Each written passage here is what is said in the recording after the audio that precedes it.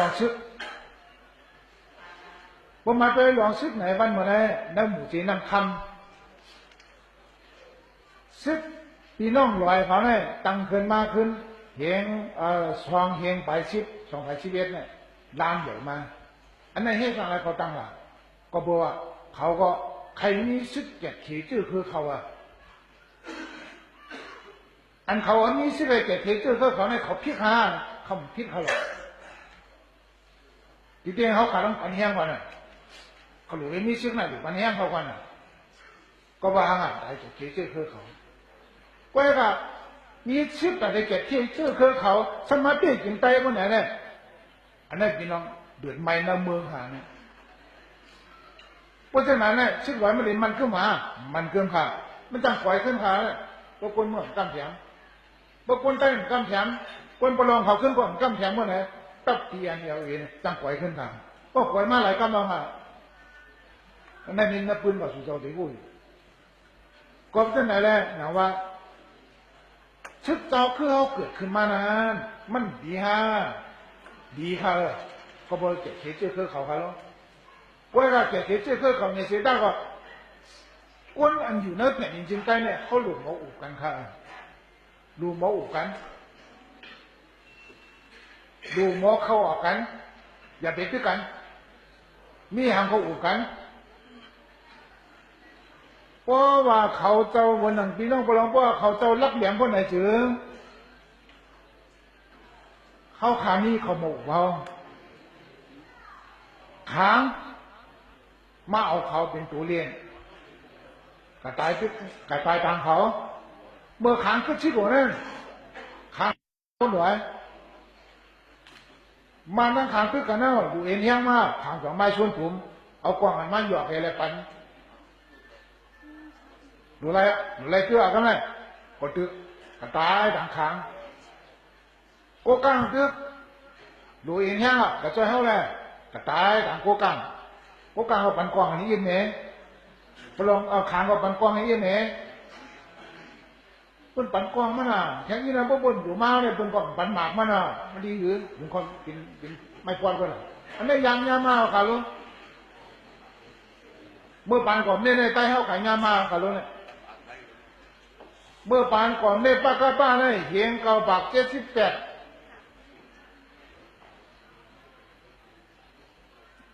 ก่อนเนี่ยปันกองกลางจุ้มตัดสุดถึงใต้เขาช่องเฮียงปาดีมาสุดใต้เขาช่องเฮียงปานแล้วเป็นหมามีกันดังป้า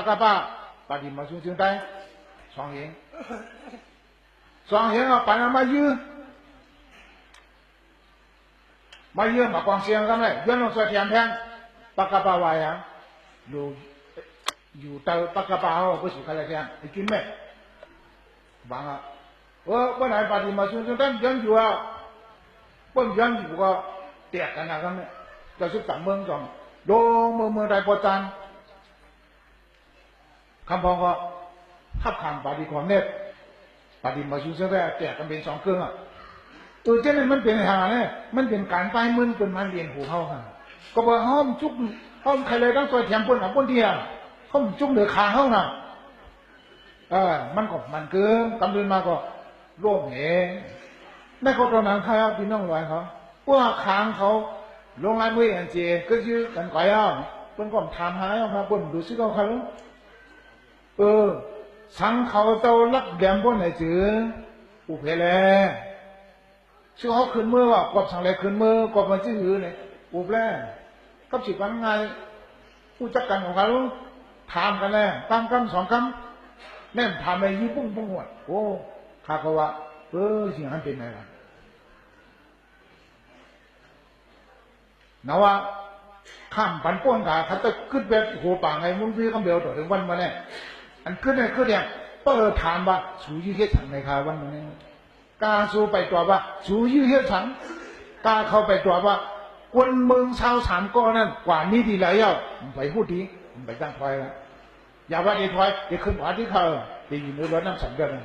เขาคานมึงคนหลังเห็นคนหลังเห็นฮะแน่ตอนจีน้ำค้ำขนาดก็ไม่ห้ามต้องเว้นจีลองบังลอง ต่างร้องในเขาคำนี้ปวดอะไรสิแต่ห้ามเขาแม่หมูเจน้ำคำชิบกวาล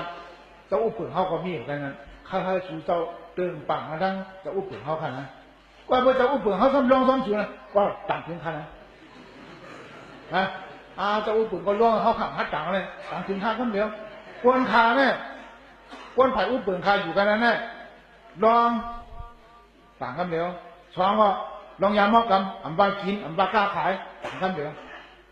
ว่าต่างอะไรเขาขาดเดียวเยี่ยงเดียวแน่เขาขับปันกะทิสุดไว้ว่าเห็นดีๆสุดเจ้าเนี่ยต่างกันเดียวครับก็บางเขาคายยุ่มย้ำวางใจเขาเลยมาอยู่ข้างในเขาเขาซ้ำอันปันเขาคายยุ่มย้ำซ้ำปันให้คนเมืองยุ่มย้ำไปไหนตั้งอยู่ย้ำอยู่ใจให้อย่างนั้นหรอก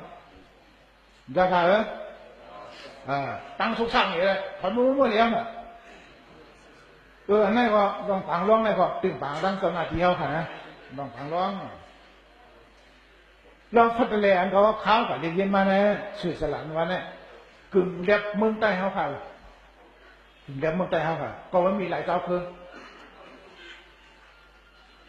หลายเจ้าคือพวกเขามีตั้งหู้เลยอยู่รวมกันพวกเขามีตั้งหู้เลยแหละหมอวางคว้างกัน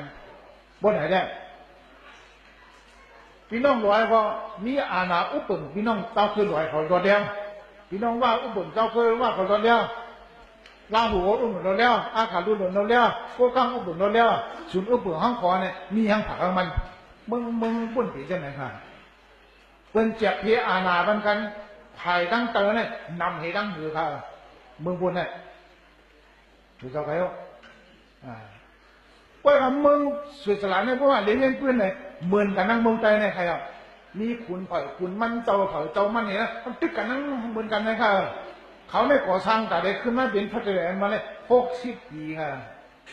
เขาขาดเตี๋ยวปี2 ปีเนี่ยเว้ยเขาเตี๋ยวอะไรอ่ะปีนี้มาปีนาเนี่ยมันเป็นไงครับเป็นไงครับก็นั่นแหละพัฒนามาเนี่ยมันจะเลยกว่าเป็นคักอ่ะมันจะกึ่งกลางเห็นอะไรกันเดียวเมื่อหนังอังกฤษวางเขาว่าเมื่อไกลเขาว่าอย่าไปโฮมซ้ำของซานสูเปอร์ก่อนแล้วเมื่อเรา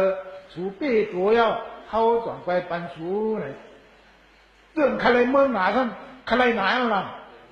เผื่อถึงไรมากซ้ำหมอแก่เข่งเมืองซ้ำหมอปกป้องเมืองนะจำไหมเขาสู้หมอข่าวมันมาเนี่ยจ่องสูทหารอยู่เนี่ยนายค่ะก็บอกเขาไปปีดูต่างกุมเมืองเขาคำมีน้ำกระดังแข่งต่างกุมเมืองเขาข่าวคู่ใครไรก็ให้เขาขำหมอปองเมืองอ่ะ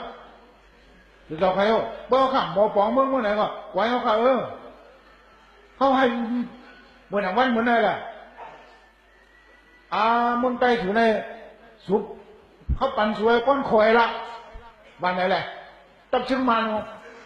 ตำรวจเขาถอยมือเป็นม้วนเลยเขาขัดอะไรเขาฆ่าหัวคนตายมูกันเลยนี่มันกันตายแล้วนะดีๆมันกันตายแล้วอยู่ต่อขาดทั้งสิ้นเลยนะอยู่ต่อใครก็บางตรงตั้งเป็นตัวมีน้องมันมังโบกันนี่นะอันนี้อันนี้ค่ะในเขาขาดลูกปองกันมันมาเนี่ยเขาลูกปองกันปนด่าให้เพื่อเข้าใจกันในยุ่งยำกันเข้าตีให้เจ้าหนูอันไหนค่ะมันมาเพื่อมาเคยปองกันUNFGเนี่ยก็เป็นลายเดียวกันดังหนีเว้นไว้ค่ะรู้จักไหมแต่ให้ตะปองสู้สู้ต่อยามเย็นตะปองสู้อันปนมาเนี่ยแค่ดิฉันตั้งแค่ไหนตั้งค่ะหรอเกาหินมือไม่หินมือเขากำลังชวนเด็กหางขางลงลายมือตะปองสู้ก็ขาลงแม่ยังถือเขาจะล้ำขางเราถึงวันมันแน่ก็ว่าค้างพอกเตียนตะปองสู้มันเป็นที่ไหนพอเดินอยู่อันจีนอินพันล่าเนี่ยมืออุสคานตั้งอินพันล่าเนี่ยมืออุสคานตั้งอะไรเงี้ยค้างวางก็คือละอินพันล่าเขาว่าตะปองสู้เนี่ยลายเก่าเนี่ยมันลายเมื่อสู่ใครเย็ดเมื่อไหร่เนี่ยเมื่อเหลือเนี่ยENGN มาเนี่ยมีคนเย็ดไว้เนี่ยเขาคำนี้อุบกันให้แหละมีปกป้องENGนี่แหละENGเนี่ยเป็นปลาสีเมืองต่อเมืองให้ก่อกันจะเอาเจ้าเคยมาให้ก่อกัน เมื่ออยู่ที่ค้าได้อันงอกเหอเมื่อวันได้ก่อนเมื่อผ่านฟ้าเขาก็ตั้งแทงหาก็ได้ตั้งได้ซีฟูอันนั้นกำเนิดมาเป็นเหยื่อแอบสีเนี่ยครับเอาเจ้าเคยเป็นลักหน่อยวันไหนเจ้าเคยเป็นลักวันไหนครับแขกอูเขาในสมัยต่างเมืองขังทั้งหมดเราอะลักลิงบอกกันหรือเขาว่าลักลิงไม่จะลักแหลมว่าต่างเมืองใต้ฮะมัดเจียกย่อยหมดอะเพิ่มต่างเมืองใต้อะไรครับนายครับฮะFPT ก็เข้ากับปะโอก็เข้ากับปะลองก็เข้ากับกูก้างก็เข้ากับโอ้เมืองใต้นี่หลายจุ่มพันเนี่ยมันเพิ่มไปต่างเมืองใต้ละเรื่องเขาสมัครแขกอยู่เขาต่างเมืองขังเอาแบบแขกอยู่ก็ต่างเมืองย่างสือเขาแบบแขกพีก็ต่างเมืองย่างแดงเขาแบบไม่เขาลูกอันนี้ข่าวว่ามันเยอะอะไรเจ้าเพื่อมาเจ็บยากันข่าววันนี้เพื่อเขาขำเจ็บเล่นกันเมืองที่ไหนเลยเขาดื่มเบียร์ตามเรือว่าตั้งตัวเขาถอยมือเหลียวเลยข้าถังได้เขาตับตูผูกันข่าววันนี้ฮะข่าวว่าเลยอย่าไปถอยจีกัมวันไหนว่าเจอชื่อหักมันของเมื่อดีวันนี้ต่อเนี่ยเช่นนั้นเนี่ยที่หางเนี่ยมันอยู่ใน